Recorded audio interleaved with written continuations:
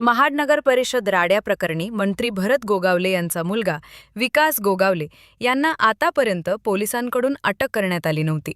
मात्र हायकोर्टाने रायगड पोलिसांना धारेवर धरत अटक का केले नाही असा जाब विचारत धारेवर धरले होते। याला उत्तर देत मंत्री गोगावले यांनी आम्हाला अटकपूर्व जामीन नाही मिळाला तर आम्ही विकास गोगावलेंना हजर करणार आहोत असं सांगितलं। याच धर्तीवर आज सकाळी महाड पोलिसांनी विकास गोगावलेसह 7 आरोपींना अटक केली आहे। सूत्राच्या माहितीनुसार विकास गोगावलेसह या आरोपींना ग्रामीण रुग्णालयात मेडिकलसाठी पाठवण्यात आले आहे।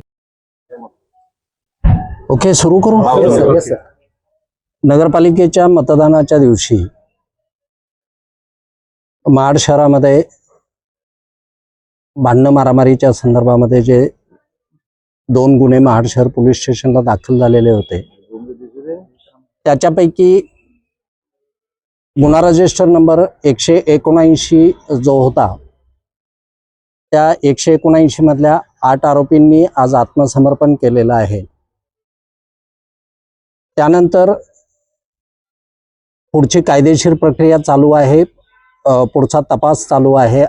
आरोपींकडे जो तपास करणं आवश्यक आहे त्या बाबी पोलीस करत आहेत। त्या आरोपींची नावं मी आपल्याला सांगतो।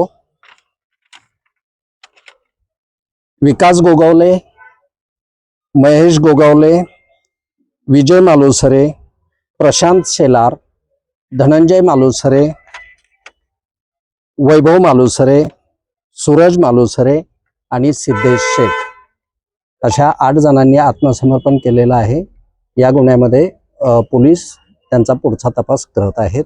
पुढची प्रक्रिया चालू आहे। धन्यवाद।